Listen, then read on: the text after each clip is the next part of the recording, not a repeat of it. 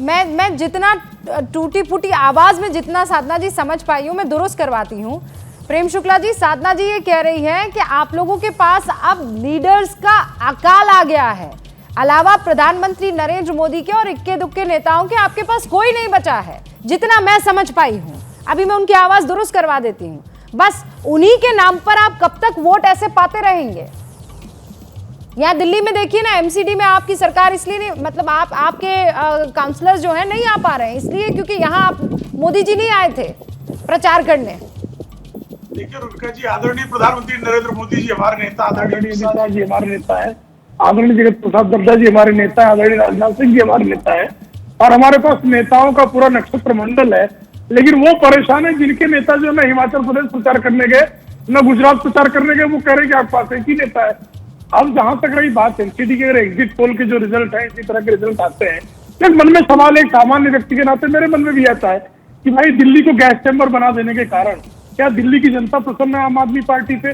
दिल्ली की जनता जब कोरोना का काल था तो जिस तरह से पूर्वांचल के लोगों को बस लगा के जो है अपने घरों से निकालकर सीमा पर फेंक दिया गया, उसके जनता प्रसन्न है। एक अस्पताल जो है पूरी दिल्ली में जो हेल्थ मॉडल की बात करते हैं, एक अस्पताल का नाम आम आदमी पार्टी नहीं बता सकती जो नया। प्रेम शुक्ला जी, आप भी नहीं कर रहे हैं, साधना जी मोरबी करेंगे और आप पुराने वो सारे मुद्दे गिनाएंगे, पर कुल मिलाकर एग्जिट पोल के जो नतीजे बता रहे हैं वो आपकी बहुत बुरी हार बता रहे हैं। उस हार का कारण बताइए ना सर, क्या हो सकता है?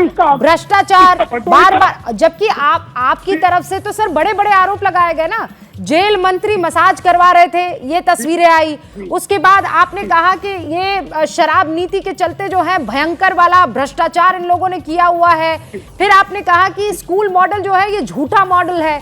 ये सब के बावजूद, इतना कुछ दिखा देने के बावजूद, अगर बीजेपी की बुरी हार हो रही है तो फिर ये तो मानना पड़ेगा ना कि काम पर वोट हो रहा है शायद, और ये काम आम आदमी पार्टी का लोगों को पसंद आ रहा है। रुबिका जी, वही तो नहीं समझ में आ रहा है ना कि अगर एक व्यक्ति जो रेपिस्ट को थेरेपिस्ट बता दे और जनता उस पर विश्वास कर ले, तो ये मन में तो प्रश्न आता ही है कि आत्मावलोकन उनको करना ही पड़ेगा कि हम जो है आम आदमी पार्टी भ्रष्टाचार में आकंठ डूबी हुई, सारे प्रमाणों के बावजूद उसके भ्रष्टाचार को जनता क्यों नहीं मान रही है।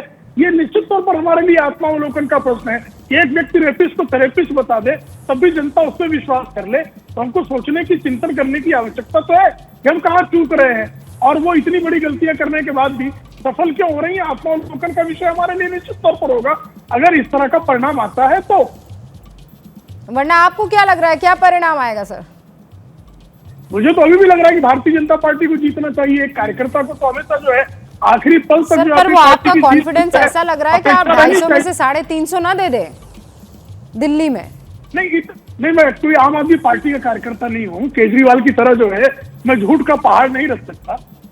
साधना जी कुछ कहना चाह रही हैं? जी साधना जी, आई होप आपकी आवाज अभी दुरुस्त आए हम तक। हाँ, मेरी आवाज क्लियर आ रही है? हाँ ठीक है, रखिए अपनी बात। जी देखिए, आदरणीय प्रेम शुक्ला जी ने कहा कि बड़े सोचने का विषय हो जाएगा अगर रेपिस्ट को थेरेपिस्ट बता दें और उसके बाद भी जीत जाएं, तो फिर क्या सोचने का विषय नहीं होगा? आदरणीय प्रेम शुक्ला जी, जब एक बलात्कारी को संस्कारी बता दिया जाए और उस संस्कारी बताने वाले को विधायक का चुनाव लड़ा दिया जाए, फिर क्या सोचने का विषय नहीं होगा कि जब मोरबी पुल हादसे में आप आरोपियों को पकड़ते नहीं है, मुख्य आरोपी का एफआईआर में नाम ही नहीं होता, तब क्या सोचने का विषय नहीं है कि जब कच्ची शराब, जो कि अवैध जहरीली शराब से सैकड़ों लोग बेमौत मारे जाते हैं और आप नशे के बड़े किसी माफिया को नहीं पकड़ पाते हैं, तो फिर भी आपको सीटें मिलेंगी, तब सोचने का विषय नहीं है। जब अदानी मुद्रा कोड पे हजारों करोड़ की ड्रग्स पकड़ी जाती है और कोई बड़ा मगरमच्छ नहीं पकड़ा जाता, तो क्या फिर सोचने का विषय नहीं है? सच्चाई ये है कि गुजरात की स्थिति ये हुई कि 61 तो स्कूल बंद करने पड़े। स्कूल खुलते देखे हमने, बंद होते नहीं देखे। कोई मेडिकल कॉलेज ये बता दे जो इन्होंने खोला हो, नहीं बता सकते। सिर्फ लीपा पोती करने का काम इन्होंने किया और उसी पर जनता। साधना जी, लेकिन अब तो वोट पड़ चुके हैं और मैं बता रही हूँ आपको, मैं दिल से, आप जो बातें कह रही हैं, काश आप ही को वहां पर चुनाव की पूरी जिम्मेदारी दे दी गई होती, तो आप इतनी कट्टर ईमानदारी, वो जो एक नया शब्द गढ़ा गया है आजकल आम आदमी पार्टी की तरफ से, चुनाव तो लड़ पाती, क्योंकि यहाँ सारा फोकस तो कहीं और था। भारत जोड़ा जा रहा था और पार्टी अपने आप से खिसकती चली जा रही थी। प्रेम शुक्ला साहब कुछ कहना चाह रहे हैं और उसके बाद मेरे दो और मेहमान हैं। साधना जी, हाँ बस एक बार वो अपनी बात कह दे, फिर आप मिलकर जवाब दे दीजिएगा। ठीक है। प्रेम शुक्ला जी, रेपिस्ट पर बात साधना भारती कर रही है। जब इनका मुख्यमंत्री जो है अपने चैम्बर में रेप करते हुए पकड़ा जाता है, उसको राज्यपाल बना दिया जाता है। कांग्रेस के लोग जो है नागपुर में अधिवेशन करने जाते हैं, वो रेड लाइट एरिया खाली हो जाती है, क्योंकि रेड लाइट एरिया में बलात्कारी कांग्रेसी जो है घुस जाते हैं। तो अब तंदूर कांड करने वाले बलात्कार पर भाषण दे रहे हैं, और भोपाल गैस कांड के बाद एंडरसन को विशेष विमान से भेजने वाले अब कृपा करके हमको तो मार्गदर्शन न करें। हम जो है मोरबी में 8 रेट में तत्काल जो है लोगों को जो है राहत पहुंचाने का, और किसी भी अभियुक्त को कोई भी रियायत नहीं मिलेगी, ये हम सुनिश्चित करते हैं।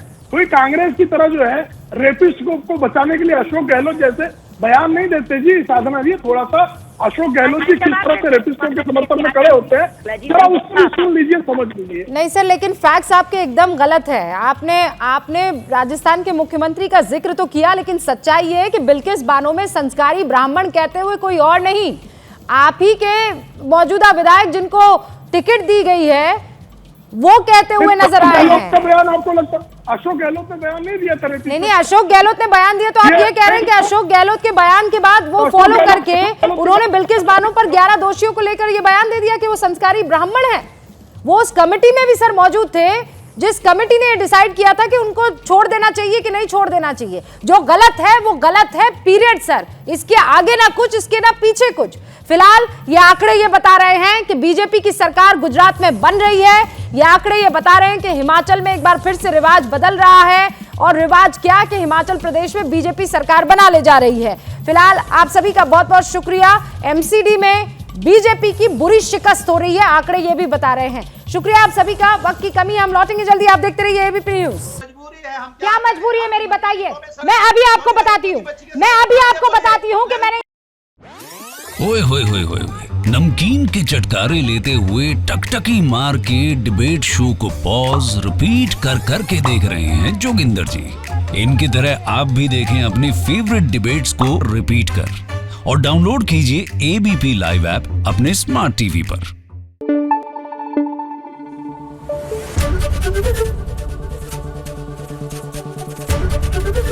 एबीपी न्यूज आपको रखे आगे।